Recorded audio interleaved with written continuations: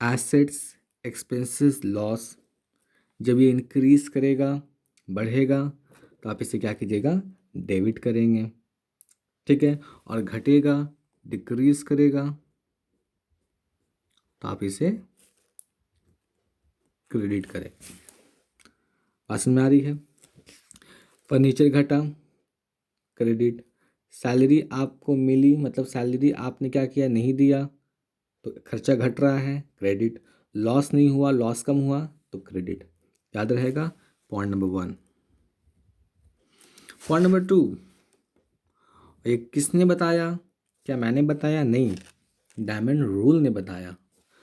Rule number 2 कहता है, कोई लायबिलिटीज हो, कोई इनकम हो, कोई प्रॉफिट हो, तो आपको मैं समझा दूं कि एसेट्स का उल्टा लायबिलिटीज, एक्सपेंसेस का उल्टा इनकम, लॉस का उल्टा प्रॉफिट, इनके भी रूल्स होते हैं जो डायमंड ने मुझे बताया है। क्या होता है, आप ध्यान से सुनिएगा। कहता है कि लायबिलिटीज और इनकम और प्रॉफिट अगर ये इंक्रीज करते हैं, क्या करते हैं, इंक्रीज करते हैं। इंक्रीज करने का मतलब आपके सर पर कर्ज बढ़ रहा है, आपके पैकेट की इनकम बढ़ रही है, आपके बिजनेस का प्रॉफिट बढ़ रहा है। अगर ये तीनों चीज़ बढ़ेगी तो इनको आप क्रेडिट करेंगे। कसम खाना आप लोगों को। अगर ये आपका कर्ज कम हो रहा है, इनकम आपके पैकेट से कम हो रही है, प्रॉफिट बिजनेस का कम हो रहा है, अगर ये डिक्रीज होगा तो आप इसको क्या कीजिएगा, डेबिट करेंगे। आसान में आ रही है? तो ये डायमंड रूल कहता है, और ये सीख लेने के बाद आप कुछ भी कर लें, है ना, मतलब आप जितना बीकॉम कर लें, आगे आप उसके बाद एमबीए कर लें, पीएचडी कर लें, कुछ भी कर लें, कोई प्रोफेशनल कोर्स में चल जाइए, यही चीज़ आपको अप्लाई रहेगी, डज नॉट चेंज।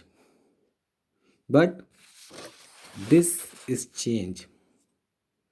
ठीक है, ये बदल जाएगा, और ये कहीं ज़्यादा दूर बदलेगा नहीं, आपके 11th क्लास में ही बदल जाएगा, है ना। तो इस चीज़ को आप याद रखिएगा कि यही चीज़ अगर आपको आएगी तो आप रेक्टिफिकेशन ऑफ एरर पर कमांड कर सकते हैं। और मैं कोशिश कर रहा हूँ वो समझाने की, आप इन पे वक्त दीजिए, वक्त देंगे तो आपको ये कॉन्सेप्ट क्लियर हो जाएगा। ठीक है, अब हम कुछ बातें करेंगे आपके साथ। कुछ बातें क्या है, ध्यान दीजिएगा।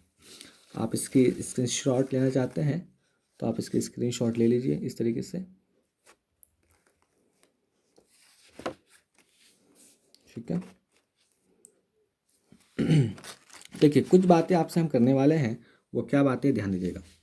जैसे कि परचेज जो होता है, परचेज ऑफ गुड्स, आपने गुड्स खरीदा, तो कुछ लोग बोलते हैं कि जब हम गुड्स खरीदते हैं तो वो मेरा संपत्ति बढ़ जाता है। बिल्कुल सही कहा उन्होंने। और कुछ लोग कहते हैं कि हम जब परचेज करते हैं तो मेरा खर्चा बढ़ जाता है। तो मैं इसे क्या मानूं, क्या मैं परचेज को रियल मानूं कि नॉमिनल मानूं?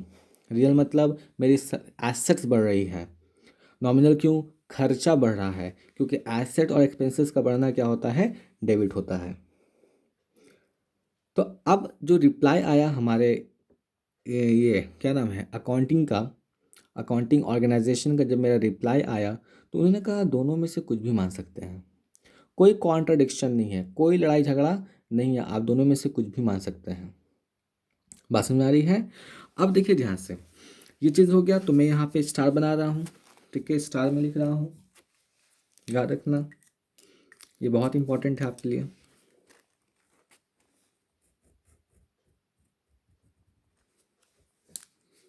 तो परचेज पे लेकर लड़ाई झगड़ा था कि मैं इसे रियल अकाउंट मानूं कि नॉमिनल अकाउंट मानूं। तो आप कुछ भी मान सकते हैं, बट मेरा ओपिनियन है कि आप इसे नॉमिनल अकाउंट ही मानिए। ठीक है, फिर लड़ाई झगड़ा हुआ सेल्स को लेकर, सेल्स को लेकर लड़ाई झगड़ा हुआ। क्या हुआ, ध्यान दो। सेल्स जब होता है तो आपके दुकान का गुड्स कम हो जाता है। तो कोई बोलेगा नहीं मेरा गुड्स कम हो रहा है, मेरा संपत्ति कम हो रहा है। संपत्ति कम हो रहा है मतलब मैं इसको रियल अकाउंट मानूंगा, क्योंकि रियल अकाउंट के ही अंदर एसेट्स आती है।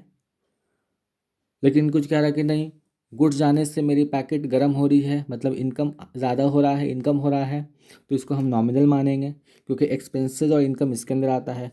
फिर लड़ाई झगड़ा हुआ, तो उस लड़ाई झगड़े को दूर करने के लिए बोला गया आप कुछ भी मान सकते हैं, लेकिन मेरा ओपिनियन रहेगा कि आप इसको नॉमिनल ही मानिए, ज़्यादा अच्छा रहेगा। ये चीज़ क्लियर हो गया। एक चीज़ और आपको बताना चाहते हैं और फिर लेक्चर क्लोज हो जाएगा। ये बताना चाहते हैं कि ये जो चीज़ है आपको बहुत ही ध्यान से याद करना है। अगर ये चीज़ क्लियर हो गई तो आपका ट्रायल बैलेंस भी क्लियर हो जाएगा, क्योंकि ट्रायल बैलेंस के अंदर जो आइटम जाता है इसी रूल के अनुसार जाता है। ठीक है, ट्रायल बैलेंस का फॉर्मेट होता है डेट नहीं होता, सॉरी, पार्टिकुलर अमाउंट और अमाउंट। एक अमाउंट डेबिट का, दूसरा अमाउंट क्रेडिट का। अब आप डेबिट में क्या लिखेगा, तो डेबिट में हम किस चीज़ को लिखेंगे, हम लिखेंगे एसेट्स, एक्सपेंसेस, लॉस। ठीक है, कैसे लिखेंगे, अगर ये तीनों चीज़ बढ़ेगा, एसेट्स बढ़ेगा डेबिट में जाएगा, एक्सपेंसेस बढ़ेगा डेबिट में जाएगा, लॉस बढ़ेगा डेबिट में जाएगा।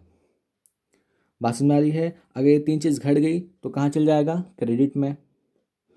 फिर ट्रायल बैलेंस के अंदर लायबिलिटीज़, इनकम, प्रॉफिट, अगर ये बढ़ेगा तो बढ़ेगा तो कहाँ चल जाएगा, ट्रायल बैलेंस के क्रेडिट में, और घटेगा तो कहाँ चल जाएगा, ट्रायल बैलेंस के डेबिट में। तो आपको याद रखना है कि ट्रायल बैलेंस जो होता है वो डायमंड रूल के अकॉर्डिंग बनता है, गोल्डन रूल के अकॉर्डिंग नहीं बनता है। तो बताइए, आपको गोल्डन रूल ने ट्रायल बैलेंस में ही साथ छोड़ दिया।